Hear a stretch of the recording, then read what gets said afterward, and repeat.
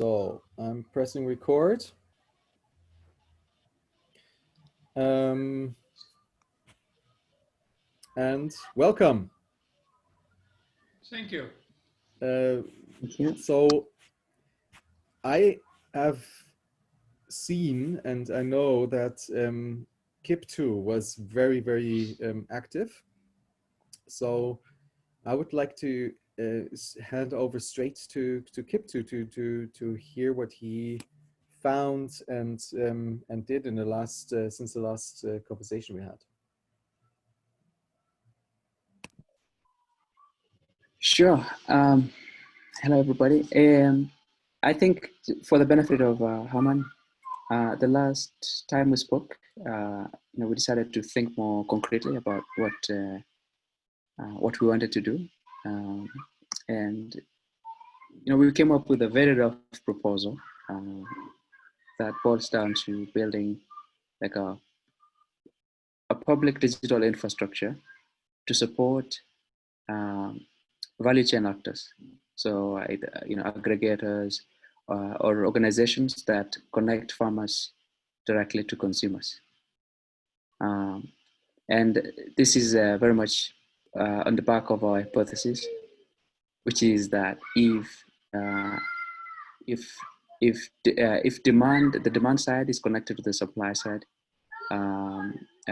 the ripple effects that we're hoping for will occur faster, all the way from the consumer, all the from the table to the farm itself. And we thought,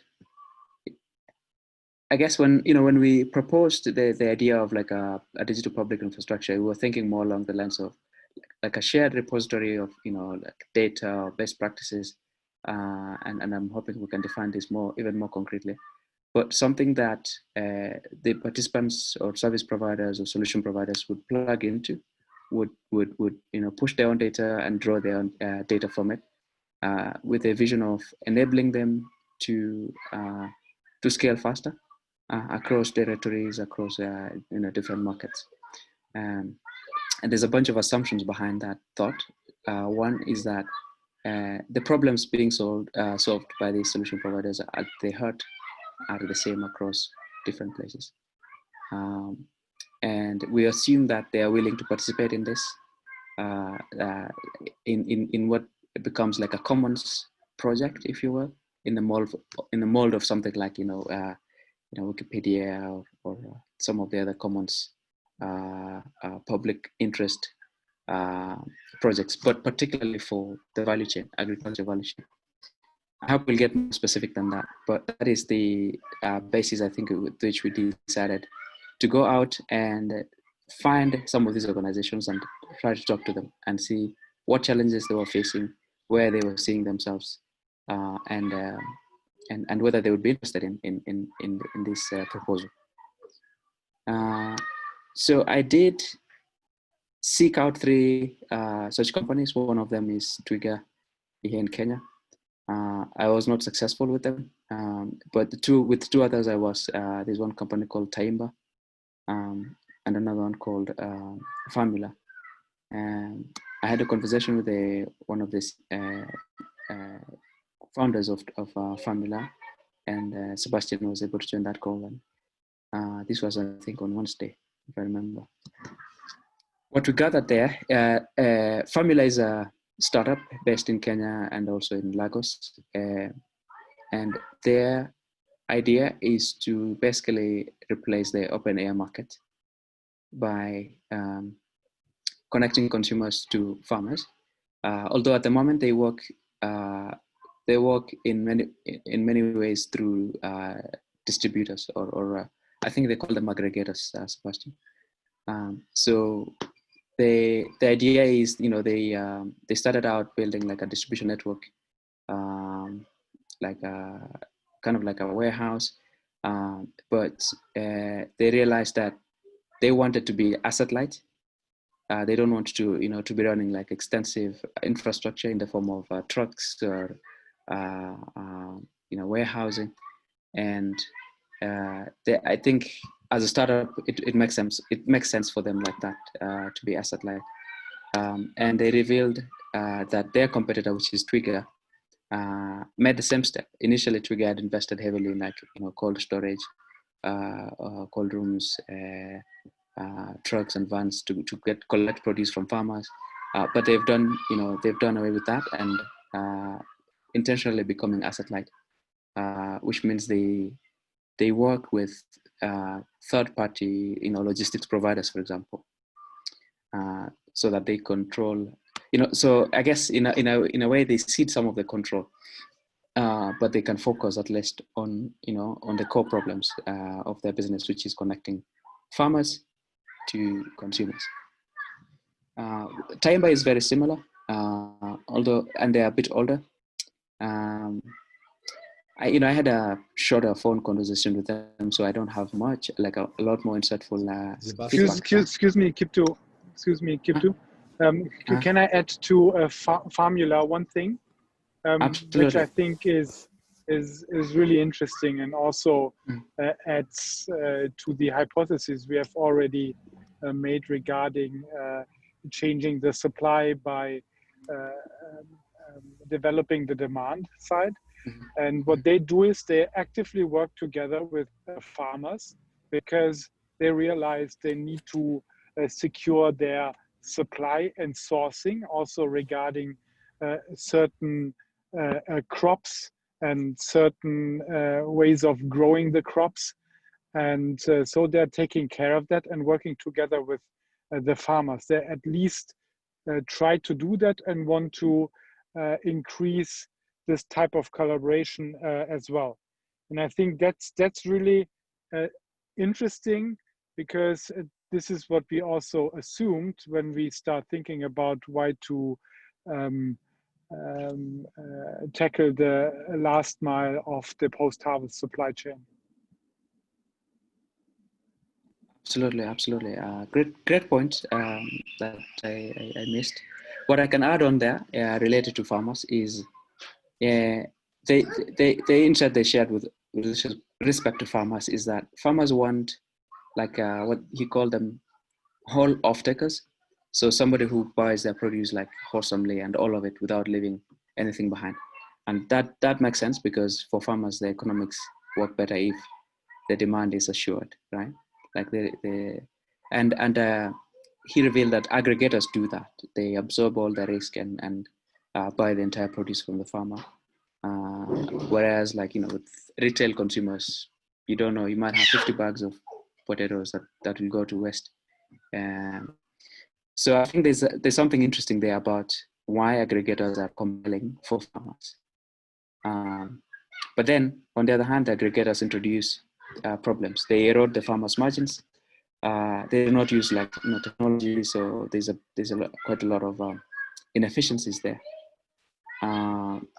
And I would say maybe the big takeaways there that Sebastian and I do is that it is necessary for us to study this more, to speak to more initiatives or entrepreneurs like Formula, to see if there are patterns that exist in this. And it's very likely that there are patterns, like in terms of their concerns or what they're really concerned about, and also looking for the technology challenges that need to be solved across the board. So I would say those are the main insights that we could gather from that conversation. I mentioned Taimba. When I spoke to them, it was over the phone. Like, it was sort of rushed, really, and so I did not gather enough insights. But the main thing that I did, the takeaway there, is that they are interested in what we're doing.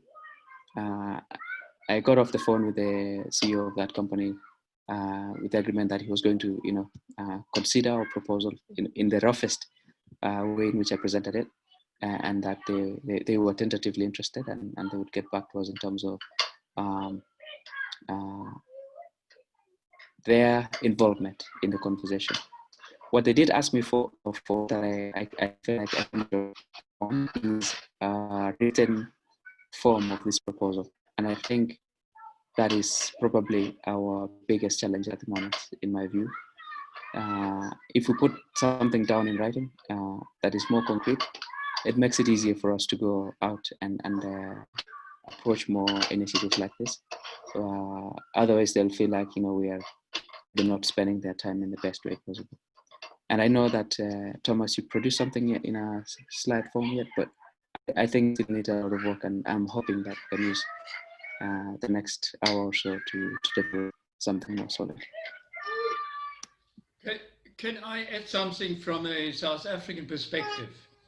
I found it quite interesting, Kipto, what you mentioned. But we have a situation in South Africa where food distribution, in general terms, is dominated by very big chains. And right now, our approach, when I say our, it's the people I'm working with, is quite different to what you said. We are actually getting our hands dirty by creating, and if you're interested, I can share the present project we're working on at a suitable time, a bit later. But going back, our biggest, as I said, our biggest challenge here is the distribution of food through dominant chains, and they really dominate the market. I mean, you might know Checkers because I think they operated in Kenya as well. I'm not quite sure, but I know they definitely did in Nigeria. Sorry, what was that name? Checkers. Okay. CHECKERS. They could operate under a different name, which escapes me at the moment, but it doesn't matter.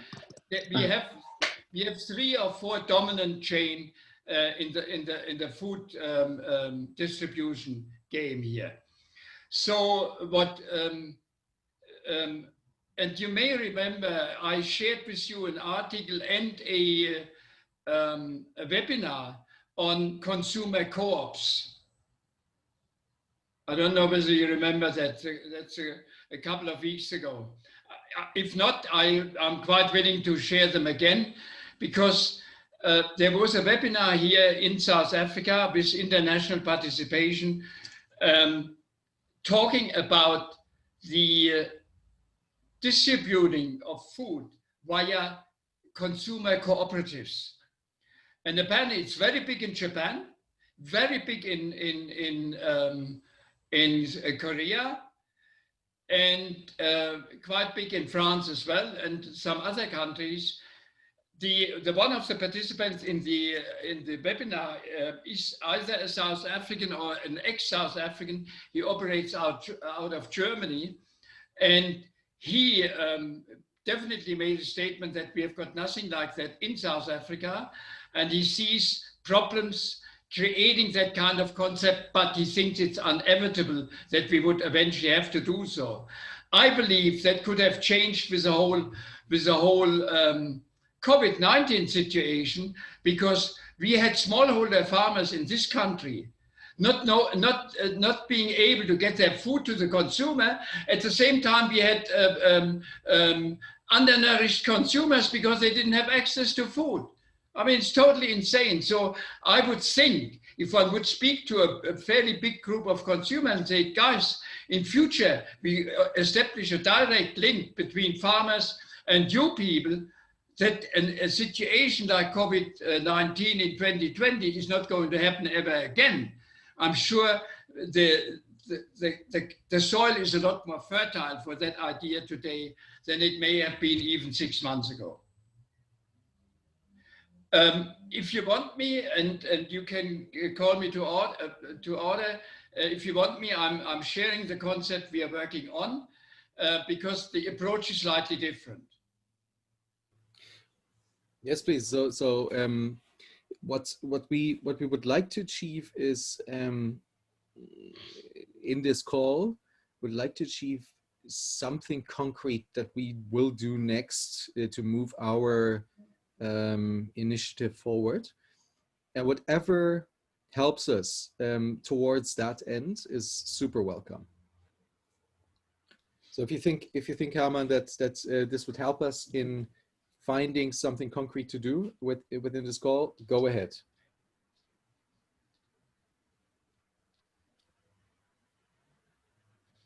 It may be slightly different to what your intentions are, but it might give a food for thought. So very quickly, I'm in my circle of activities. I have young economists who supervises smallholder farmers. He assists them, he advises them, and he also runs a food garden by a foundation of the biggest pharmacy chain in South Africa. And a couple of years ago, he got acquainted with an organization that looks after mentally handicapped people. And they are situated on a 43 hectare of arable land. They had 2 diamond tunnels, and his name is Lebo. Actually, I included him in the group, the Motherland. He activated or revived those tunnels. They are very productive today for vegetable growing. So there was a relationship built between the organization looking after handicapped people, and they said, we've got the land, what can we do with it? So we are busy at the moment to develop 1 hectare as a prototype, if you like, in order to prove the concept, and the next step would be 10 hectares. Our idea is the following. We want to develop the whole farm.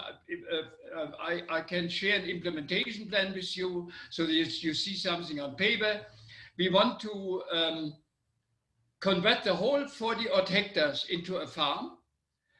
At the same time, go outside and look at smallholder farmers, because there are plenty in the vicinity, and include them in our build-up of that farm for training purposes, both theoretical and practical. And our ultimate goal is to develop that particular farm in an aggregation and distribution center. Okay? And and for that, we would also act as a distribution channel for the smallholder farmers within the vicinity. And the ultimate goal, obviously, is to replicate that concept in other areas of South Africa. But let's stop now with that one particular concept. As I said, I'm willing to share my implementation plan with you guys to give you an idea. It's in the making. We have started on the 1 hectare, and over the next 10 months or so, we will develop the next 10 hectares.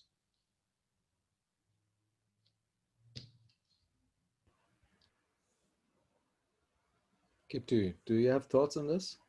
Yeah, I'm just really curious. It sounds like a wonderful idea, and it kind of resonates or reminds me of the Sweden farm that Sebastian has shared with Richard Perkins or something like that. Perkins, yes. And, yeah, but I'm sorry, it's more a basic question. Like, what is Team Indalo actually? Is it a consulting organization, or what is your, how do you describe your company or your organization? Okay. You will see, for example, the paper I'm going to share with you under the name of Team Indalo. The actual operation company, which is an NPO, a non-profit organization, is called Green Finger Africa Initiative. A Green Finger Development Africa Initiative. That will be the operating company. When I started, I needed to register a company for, should I say, for credibility purposes. And I registered Team Indalo as a social enterprise, as a PDY Limited, in order to be able to talk to other companies. So I'm Team Indalo, let's say, is a facilitation organization, and don't pay too much attention, because the actual work, as I said, will happen via the Green Finger development. Okay, gotcha. Makes sense. Cool. Yeah, it's interesting. The concept of an aggregation and a distribution center for smallholder farmers makes a lot of sense. But if I understand it correctly, you also have like agronomy services for farmers, you know, the advisorial and helping them with the production? The founder of Greenfinger Development is an agronomist. Okay. And we also have as a partner, you've heard that name before, Agricologist International, which is an online training provider for agriculture. I think the idea of looking at a physical support space for the idea we're just exploring here is interesting. So Herman, why don't you share your thoughts in more depth, and then we discuss in this group here today whether combining that could be a feasible direction or not, and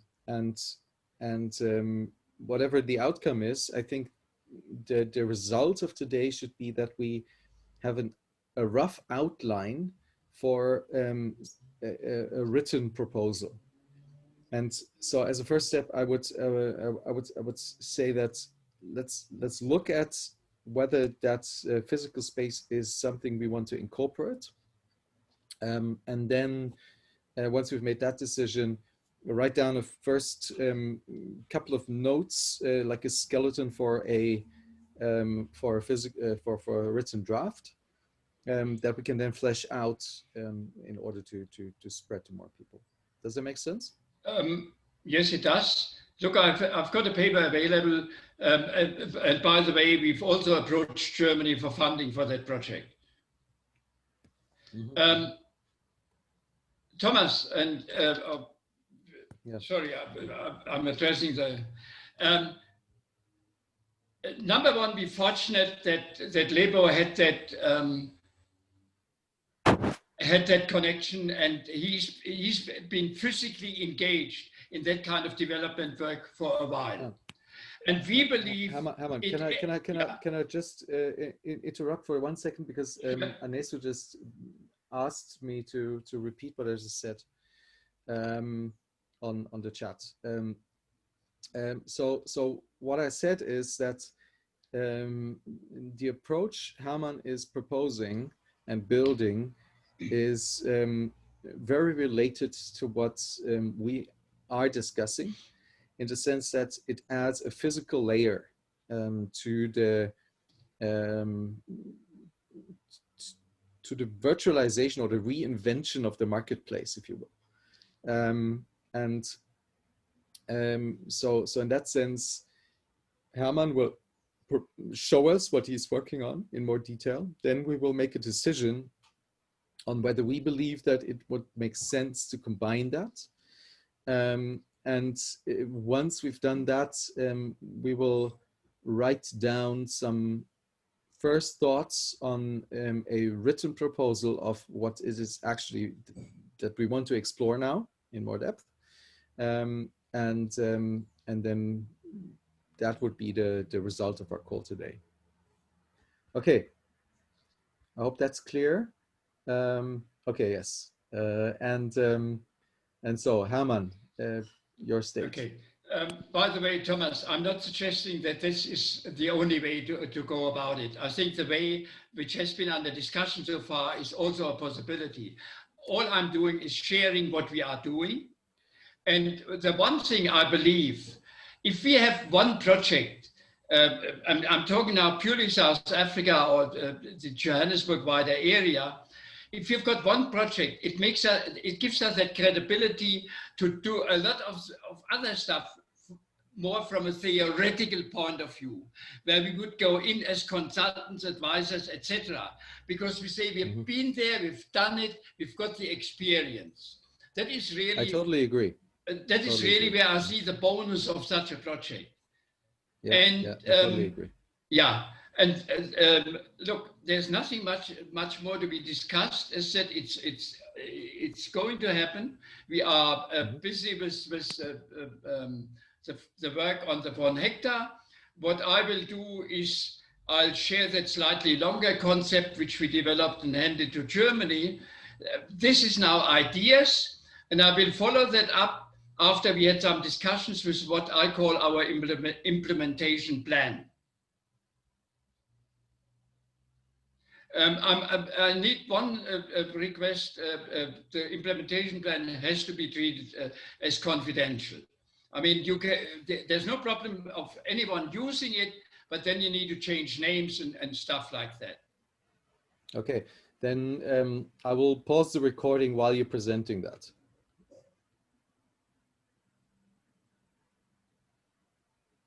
No, sorry, you want me to read now those couple of pages? You want to? I'm quite willing to share it by mail, because okay. then you've got a hard copy on your hand and you can work with it as a group. Okay. So you're essentially saying that we have all the information we need to be able to discuss whether it's something that we could add to our initiative here. Okay. I'm not saying you have all the information, but maybe you have got some additional ideas. Enough. Okay. I would actually like so to turn. I would like to I'm okay. listening to what's been said, and I think what Hermann is suggesting is really a fabulous opportunity, and I think we need to build this type of physical partners. And as we also Kipto and I talked to Famula, and they were also really interested, and he's going to talk to his partners to figuring out how to collaborate and bring this type of initiatives as so to say associated initiatives to Motherland online. And what I still think is that we need to learn and figure out what kind of approaches currently are successful and in the making to become able to make a decision how to support this type of initiatives, and maybe take one type of initiatives, maybe like the one that Hermann just described, to double down on that and do everything to scale that. Yeah, and by finding those type of initiatives and bringing them together as so to say execution partners, because they're already doing it on the ground, that will drive our credibility, because only doing that in theory and on paper is not really helping at all.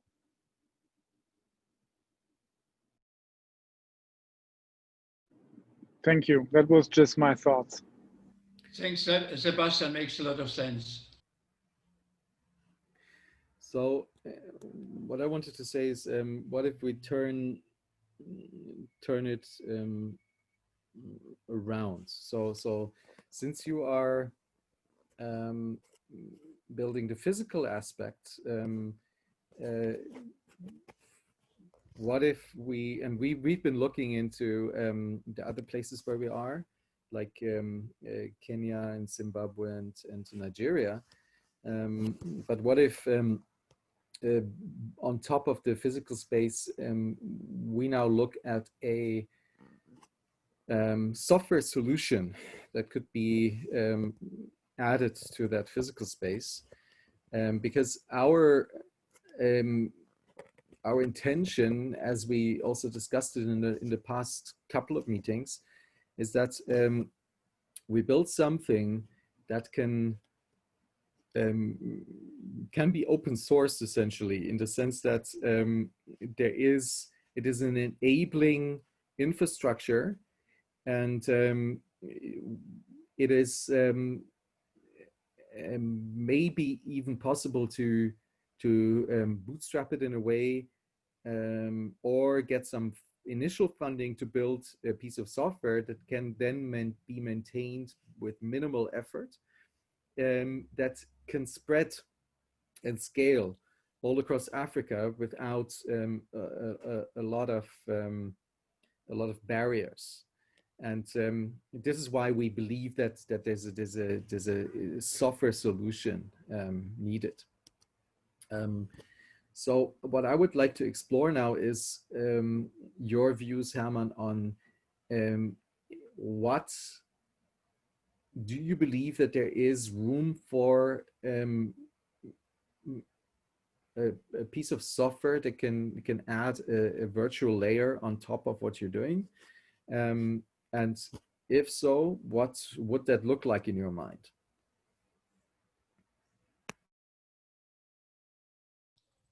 Now you're really challenging me, simply because it is a domain I'm not very familiar with. Yeah.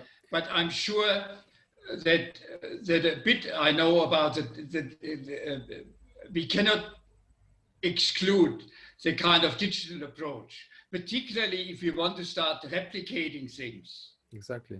Mm-hmm.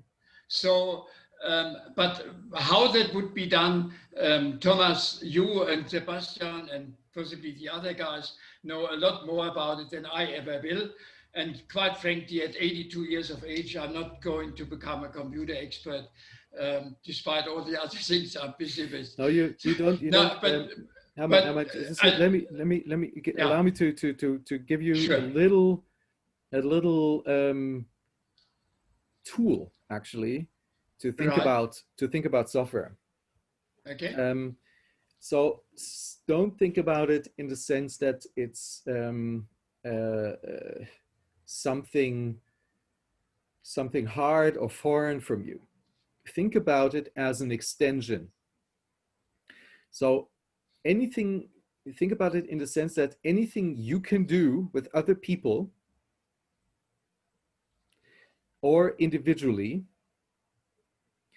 you could put into a piece of software, and then that piece of software does that same thing, just faster, better, and without getting tired. So the way to think about this in this or in any other circumstance actually is, what is it that the people that are part of that physical interaction, what is it that they do, and where could those interactions become better? And so where anything that's where there's communication problems, anything where there's people waiting for each other, anything where things depend on one person, things like that can be easily put into a piece of software. So think about it in terms of what doesn't work so well, and then we will find a way of putting that into a piece of software. I think I got you, Thomas. And I was just making some notes, for example, and what I like is that that we would bring it into such a form that it eventually doesn't become dependent on individuals. In other words, the idea would be packed in software and could perpetuate, I nearly said, by itself. Correct. Yes, it Correct. is. So I think I got that. But what I can provide for that is those ideas. And as I said, I'll give you material, and you need to judge how that would have to be incorporated into software. Maybe we have conversations around it, because there might be areas which I know what we are talking about, but not necessarily yourself, simply because you weren't involved in the creation of the plan.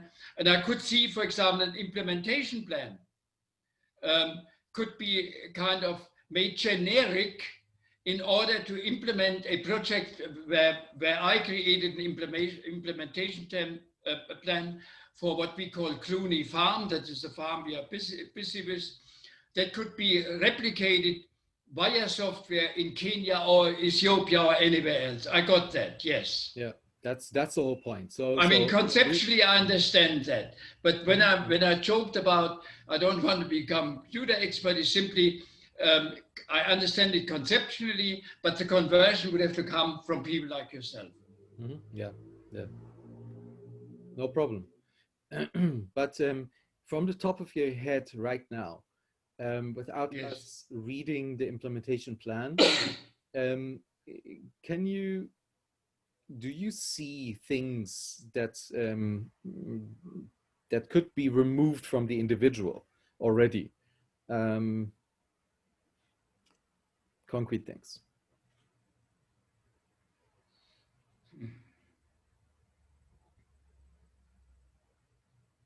I haven't got an answer offhand. I would really have to spend a bit of time thinking about it. No problem. But I'm sure they are there. Okay, no problem.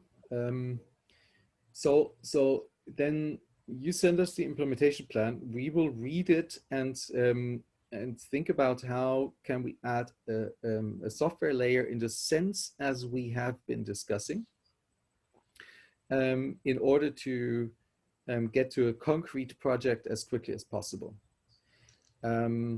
Is that in line with all of us, Anesu, Kiptu, Sebastian? I think it is. It totally is, but I think it will make a whole lot of sense for us to speak a bit more concretely about what that software layer might be. And I think our thinking will be guided by one observation coming from the conversations we've had with the research that we've done or we need to do. More importantly, we need to do. So that I think we can, because you cannot just build any software, right? Like it has to solve something. And so what is the problem or set of problems that we are looking to solve for? Yeah. But I mean, it definitely would be a deviation from our original plan if we focused on that right now, right? So that is a decision we should make consciously, because we can have the focus on finding. So what we've been doing, we're trying to find the ends. What you've been engaged in, Kiptu. Finding the ends on the consumer and on the farmer side, and now we're saying, okay, let's piggyback essentially on Hermann's project and provide this software layer to that project that allows that project to scale more easily across Africa. That's two different things. Both are super valid, but we have to make a conscious decision on which one we want to follow. I think these are different things. Sure, yeah. Thomas, I will not only share the implementation plan, I will also share the actual philosophy. I think that's important in order to understand why we are doing what we are doing. Yeah. I mean, since this is a big and important question, and also I've also been busy trying to find organizations in the market, and I one of them I proposed also in the WhatsApp chat, because I was specifically looking in Nigeria to find something that matches Price Pally, and I think the hurdles that I've come across are are very similar to what we were discussing in the beginning of our conversation today, where there's a mismatch between talk and action, maybe, and that's what I receive or heard a lot during my research. So my bias currently is towards anything that gives us a concrete basis, concrete foundation. So from my perspective right now, I would argue let's definitely consider Herman's offer, but I think we should also take time to think this through. And in order to be able to take time to think this through, we need to first individually read and think about Herman's information. In other words, I don't know what the concrete outcome for this call could be other than a decision that we will read this stuff and then get back together and make that decision, because we cannot make it right now. Hi guys, sorry I've been silent. I've actually been busy. My uncle was actually arrested for something that he did not do, and he's kind of facing 35 years right now.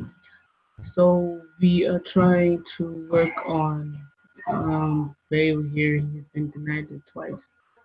So I've been really busy. But I was suggesting that is it okay if we put a summary in the core group to everyone so that we make this decision together? Tawanda said he's sorry he could not make it. I think he got caught up with something. I totally agree. It's okay if we also do that. Yes, we have to include everyone, absolutely. But we should, I think, since we are the people who made it into the call, we should prepare this maybe together, and kind of like write something like an executive summary for the others to be able to make that decision. I mean, they can also watch the video, but yeah, I think it's one important aspect of groups like this, I believe, is that those who show up can make the decisions, because we cannot wait for people who don't show up. So everybody has the opportunity and chance to do this, and there was a doodle to come to an agreement of the dates, and if if that doesn't work, then we can. I feel we have the freedom to make a decision too, but we should definitely run it through the core group. Definitely, as I agree. Thomas, when you said there were agreements about dates and what have you, I definitely wasn't included in that. That's why you haven't seen. Yeah. There was a doodle. That would be my fault. Yeah, that would be my fault because I generated the the doodle. Don't worry, but yeah. it worked. So yeah. Okay, so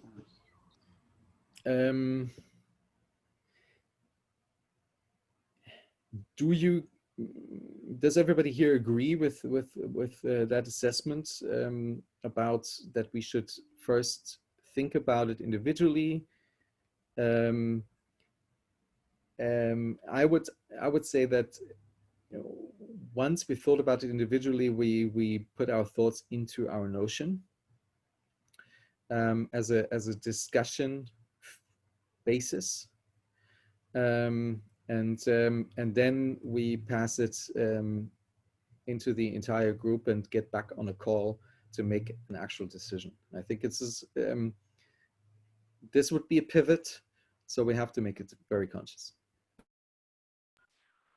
Yes, I agree, but is it also okay if you, on the Notion or on email, if you send us the videos that we've recorded, the past 3 videos, so that whilst making this decision, a person in me. Yeah. I don't know other Yeah. guys, Yeah, but I no would problem. want to re-go through them and make sure that my decision is fruitful.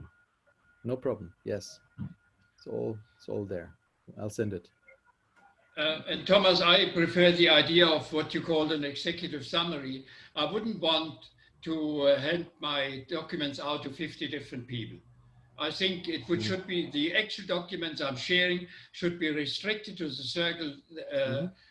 that is here. Mm-hmm. And as I said, otherwise, you know, I mean, it's work in progress. Mm-hmm. Their companies named, etc. So there needs to be a certain confidentiality. Okay, so we're clear that this is shared among this group. We distill something from this. We discuss it with the core group, make a decision, and then either move ahead with your project, Hermann, or move ahead with our original direction. Wonderful. Unexpected turn of events. Wait, but it's not like either or though, right? It's possible that we pursue both. Yeah, I think so if it makes sense to put this together, and I think we're operating on limited resources right now. So we have to be very clear on where we put those resources. In other words, it is unlikely that we can, at this point in time, follow both directions at the same time. It can be part, but I don't know. It's just an assumption on my part. We would have to think about it first. So I'm now in the office and can speak now. So I'm not so sure right now if we have really the decision or the information at hand to make this type of decision right now, because as I see it, is the wonderful work of Hermann is one part of the solution. And we have, I don't know if we have done enough research to understand the things that are happening also around that solutions or are complementary along the value chain. And if we agree, we have fully understood that, and we have everything ready to make a decision to focus and double down on one thing, I'm absolutely fine with that, but I just have the feeling that we are in the middle of understanding things and learning things that are really important to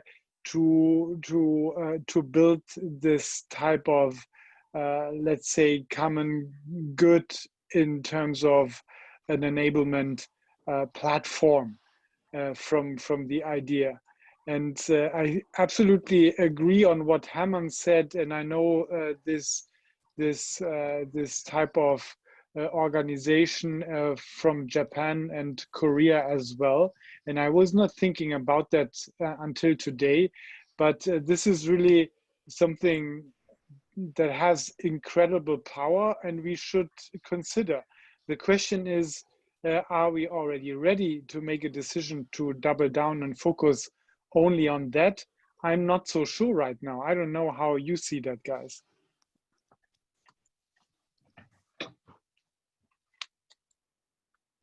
Yeah. Thomas, I think.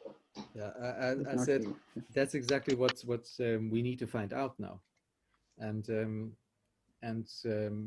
information we need to find that out, or to have at least a discussion in order to be able to find that out, is the information that's so one provide us with. Yeah. So one concrete thing we should talk about now is maybe we can do kind of a mapping of the solutions of the part of the value chain we are talking about, which we have seen so far. Yeah, and because by mapping that, meaning, for example, the thing that Formula is doing is complementary to what Hermann is establishing, right? As I see that, because they are an aggregator slash also they do also the logistics, connecting the dots between the supply and the demand side to steer that in a more efficient way.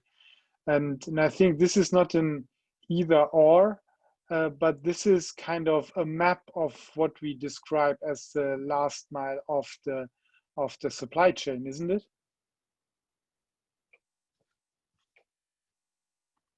Sebastian, we obviously go beyond that. We're looking at the whole supply chain. In other words, we cultivating the land, we planting the crop, and eventually we harvest it, and so on and so forth.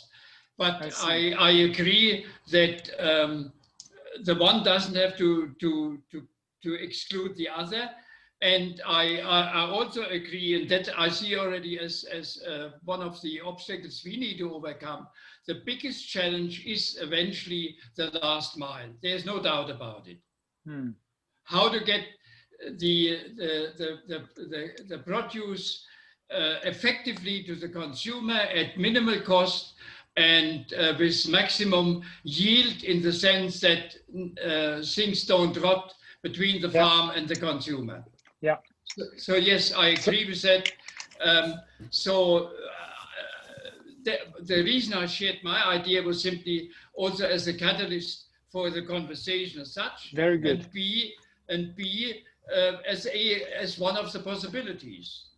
Yeah, and so like, and I think it's interesting because what you said a couple minutes back when you talked, okay, you're not a digital guy, and so this is very good, probably, actually, because you're focusing on the stuff that needs to be done on the ground. But we also have within our group entrepreneurs that focusing on unleashing the possibilities of digital technologies. And probably your project, Hermann, could utilize things that other startups or within or without or outside our group are building right now to make it even more efficient in terms of making the supply and demand more efficient, yeah, and to make it work even better. And we started dipping into that, yeah, and that could help us then also to connect those dots back to what you are doing, Hermann, and supporting that initiative by those already existing solutions in that space in agriculture or in the supply chain. I fully agree with you, Sebastian, and I'm not arrogant enough to say we've got all the answers. I think I'm quite a good conceptual thinker. I'm reasonably creative, and that's what I'm sharing here. But at the same time, I'm like a sponge, and I love the idea that we might bring in a technology which a lot of my peers out in the field might not even consider yet. So what I like about the approach is I think I need to step one step back in order to make sense. So earlier you said, Hermann, that based on the last 6 months of COVID, many things have changed, and especially the vulnerability of global supply chains have become really, really noticeable and visible and visceral to many people. We currently are witnessing an exodus of people who can afford to move out of the city in the USA, and also much lesser so, but also visible in Europe. At the same time, we can see since the 80s a very strong movement, especially in the USA, towards community-supported agriculture. Essentially, that means that we're moving back to being much closer to the source of our nutrition. And the way I understand your project is that you are training people to become farmers in that sense also, small-scale farmers on the across Africa, wherever they want to be, train them to do so. And what if we could combine that with our original notion, which is to bridge the gap between the consumer, I don't like that term, but between the user of the produce and the producer, and by adding a layer of software that enables people to much more efficiently and with more confidence and safety and security build local farming structures, community-supported agriculture. That is a direction that actually combines the two approaches, and that's something I personally have a strong bias towards. So I need to be pushed back from that, but I really like it. I don't know if I'm making sense, but I think you make a lot of sense. I'm aware of that movement back to smaller communities in definitely in Germany. I've read quite a few examples, and we have still the opposite in this country, because people leave the land because they don't know what to do with it, because they haven't got the tools in whatever shape or form, and live in squatter camps around the big cities because of the hope of making an income. Even though our project right now is fairly closely situated towards Johannesburg, I see the actual work really to be done in the rural areas in order to keep those people who live there back and make them enable them to lead more meaningful lives by being productive farmers, and eventually move back from people from the Plummen squatter camps into a much more habitable environment, which the rural areas can offer. Not now, but in future. Yeah, the reason why people move into the urban areas is because they have been promised a better life, and there is a lot of desirability attached to that move. So probably the hardest part in all of this would be to convince people or to create a story of a higher desirability to be on the land. And maybe this is a cyclical thing. Maybe people first have to experience how crappy living in a city actually is before they can see that living in a small community on the land is actually desirable. I think in the Western societies, we are closing that cycle right now, where people are beginning to move to the land. In the next 30 years, we'll be forced to move out of the cities because most of the coastal cities will just be uninhabitable. But that's a long time until then. Sure. I can see Sebastian wants to say something. Even the ideas I shared, I possibly, as far as South Africa is concerned, I may not be around anymore when they become a reality. Let's be realistic. Are you But that so doesn't fit? matter.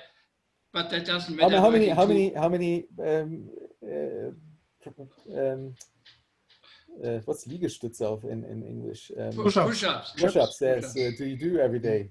You told me. 50? Yeah. 50 to 70? Like Nelson Oh my Mandela. God. Wow. Like Nelson Mandela. Like you beat Museveni of Uganda. So then I should start to work out now to close the gap to Herman. Yes. Yes. My hero. That's basically Okay. putting all of us to shame. We will start today, definitely. Yeah. I do -10.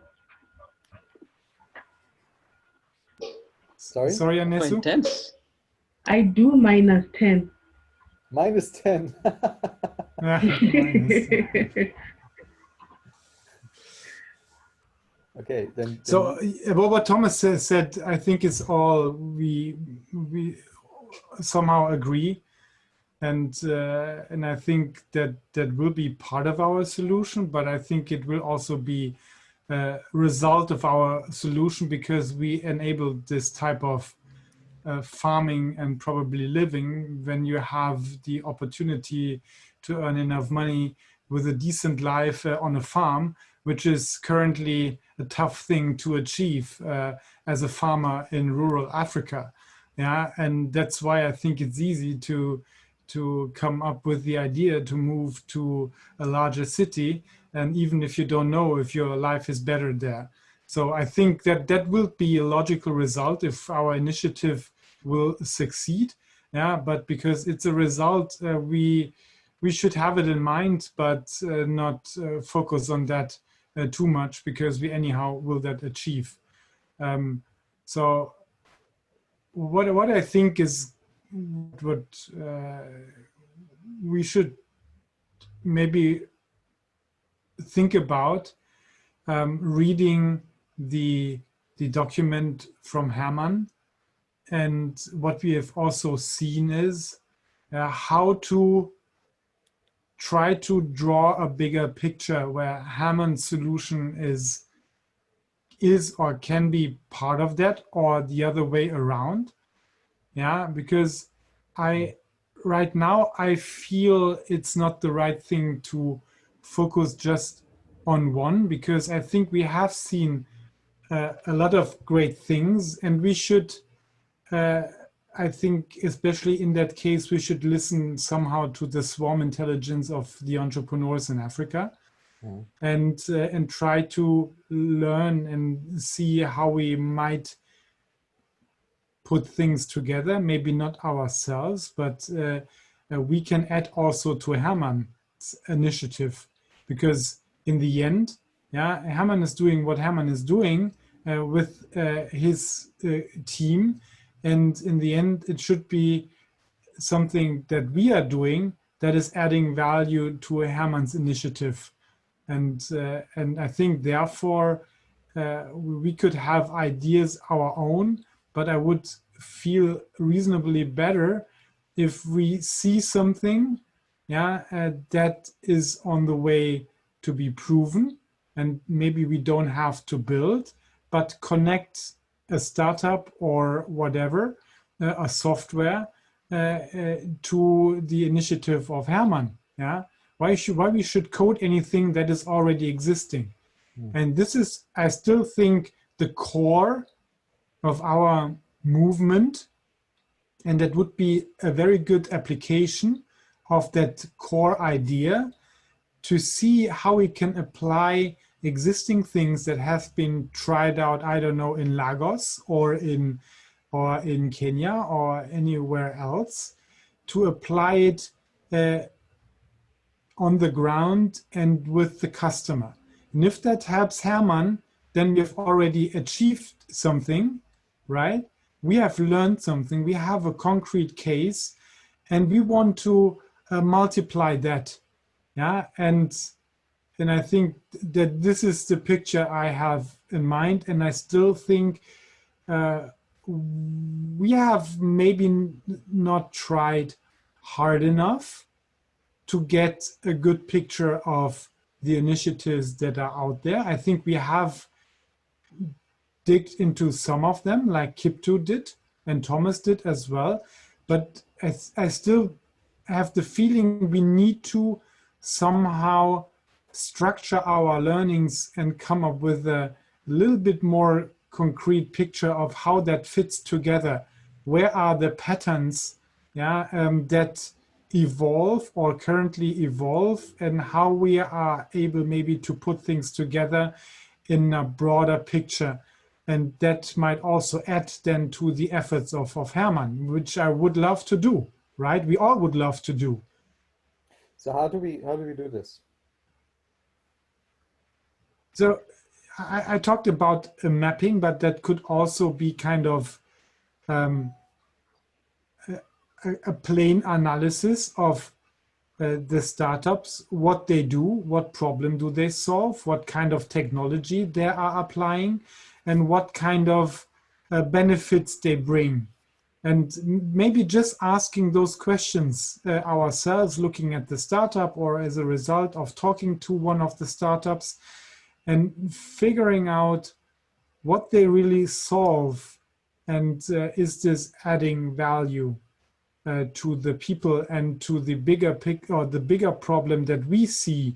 Because our hypothesis still is, I think, if we connecting the last mile, so the people or the refineries of food directly to the farmer, and making them, so to say, partner in crime, or at least a little bit more transparent information about the demand and the willingness to pay and the specifications of the demand. So do I look for broccoli, or do I look for cauliflower, and how much, etc., etc.? Because I still think this is something we need to solve using technology, and probably this piece of information Hermann also doesn't have in a digital way, right? But if we can figure out someone who is doing that and can tell the farmers or Hermann's farm or initiatives what to grow in their garden, in a digital way, and put that into something that is a database and we can learn from that, that would probably help, right? And and that's why I think we need to answer those questions and understanding better this type of solutions in that space. And we have talked, but I think we doesn't have it structured yet. I don't know how you do that. How do you see that, Kip2? Because you talked to... Yeah, 100% I agree with you, Sebastian. I think what you're saying very much is in agreement with what Elizabeth and I discussed just over a week ago.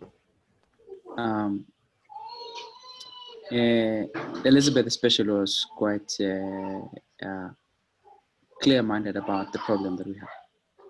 Our proposal is still on shaky ground, and for good reason. I think what we need to do is do more groundwork ourselves, to do more research in the form of the mapping that you described, Sebastian. And the opportunity for this one, why it matters is that we're able to identify the gaps more concretely.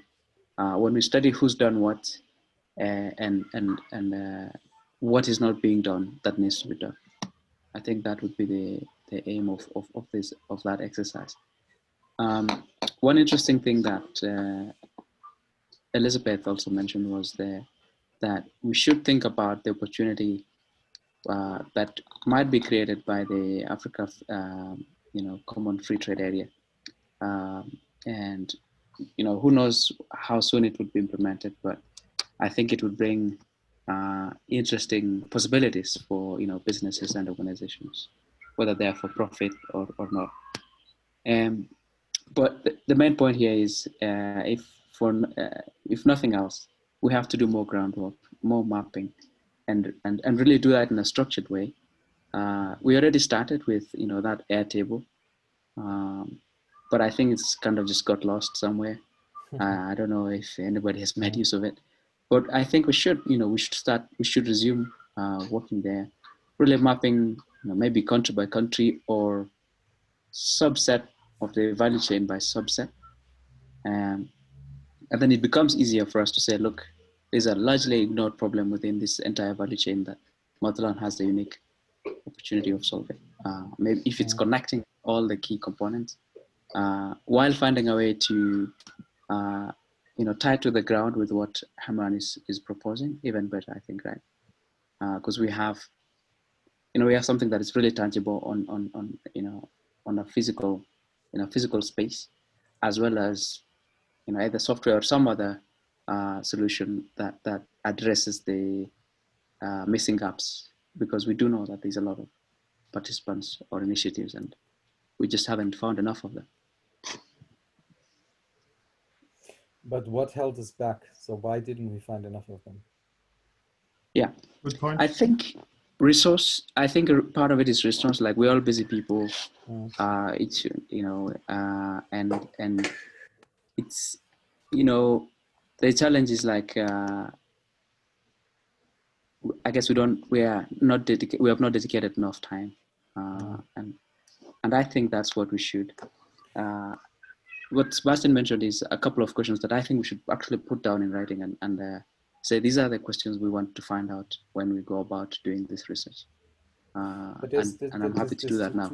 Two things. One is the questions we want to ask, but the second one is, or the one before that actually is, who are we asking?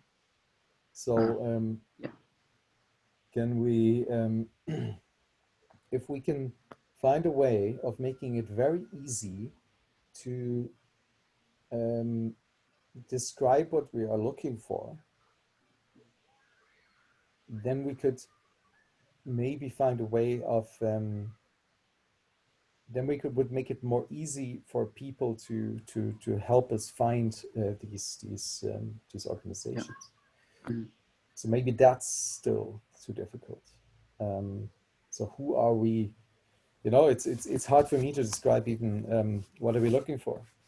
I can of course I can say we're looking for startups or organizations at the producing and the consuming end of the post-harvest value chain. But I mean, we know what I mean by that. But if I let's say sit down somebody to say, okay, please do research on startups in Africa and find the startups in that category, what do I ask? Right? How do people find this? And the additional difficulty here might be even language. Right? It's not straightforward that everything is in English. Yeah, so absolutely. So how do we find them? That's a real difficulty. I think what very broadly what we're looking for is who's doing what in the agriculture value chain, and where, with the aim of finding those problems that are not being addressed yet are being faced everywhere or in most places. And the value of that is so that we can identify really what has not been addressed, problems are being solved for that, and united in some way, can be so that we avoid inventing the wheel, right? I don't think it's in our interest to like do the same thing that Soko, is it called Soko Watch or Isoko is doing? What is Isoko not addressing instead, for example? Or what is Formula wanting to do but they cannot? What specific challenges have they faced that maybe Motherland is better equipped, or the people within Motherland and similar-minded people? That's how I'm thinking about it. So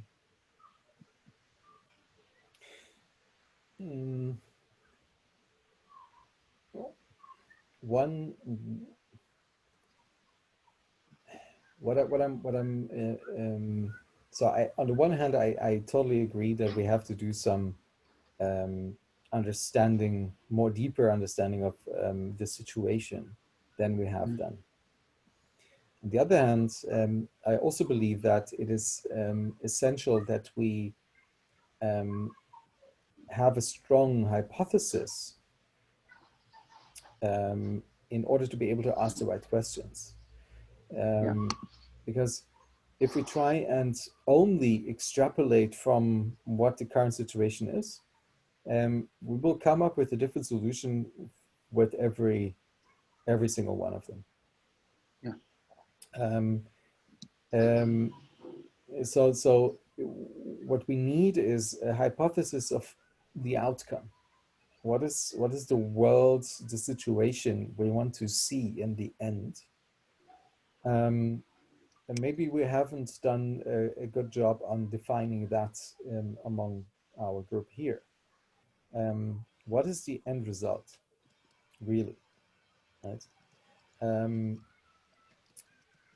And this can then inform better the set of questions we ask, the people we ask these questions, I think. I'm not sure, but that's a feeling I just get, and I just wanted to verbalize that. Makes sense. What is our hypothesis? What is the ideal world? What does the world look like when we're done, right? Yeah, exactly. Is that another way of understanding it? Yeah, that's exactly right. Yeah. What's that? Yeah, that's exactly right. Yeah, okay. Yeah, that's Hermann needs to leave soon. I have a call at 6 as well. So so now we have a whole range of things we could do. Number one, look at and understand Hermann's project. See how this might fit into our ideas. Number two, what I will now do, I will invest, I don't know, a small amount of money in a platform like Fiverr, and see if that is a platform that can help us to find those startups that we're looking for. I will ask a simple question. So I will ask, I want to have a list of all startups that have anything to do with farmers in Africa. And I want to see if I can get a list. That's the second activity. The third one could be that we initiate a process in this group to really be stronger in the vision aspect. What is it actually that we want? What does the world look like if we're successful? That is something that I'd be happy to facilitate. But I want to pose this as an open question: if this is something that is necessary and helpful. Absolutely. Thomas? Yeah. Sorry, Kipto. You carry on. No, just very quickly, I think it's absolutely necessary, and we should put it down in writing for the sake of not just us, but also people who will join us or who are not here today. Okay. Thomas, yes.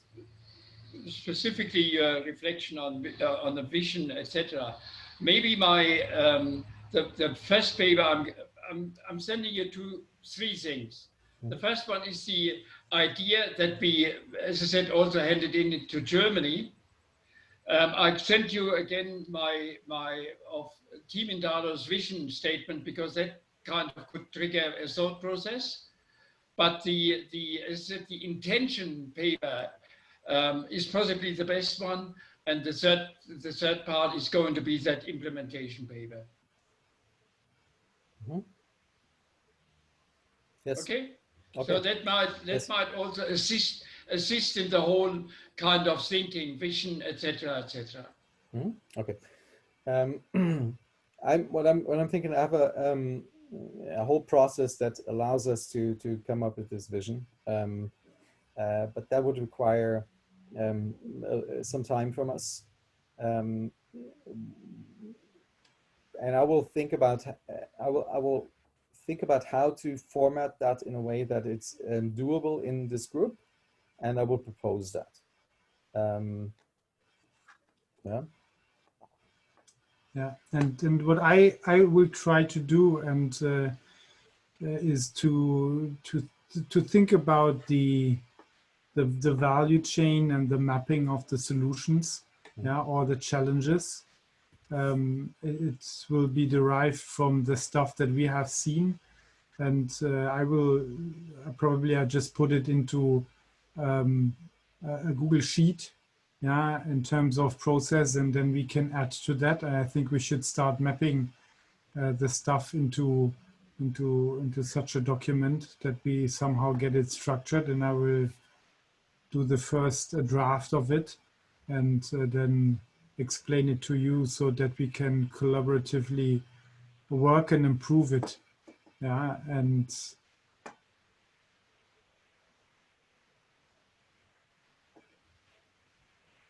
Yeah. Okay. So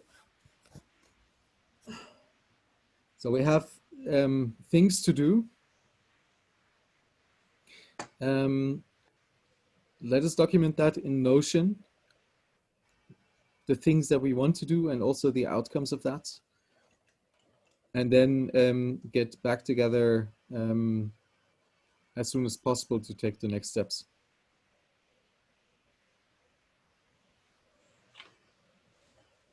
Yeah, sounds good. So Okay with do we me? meet in a...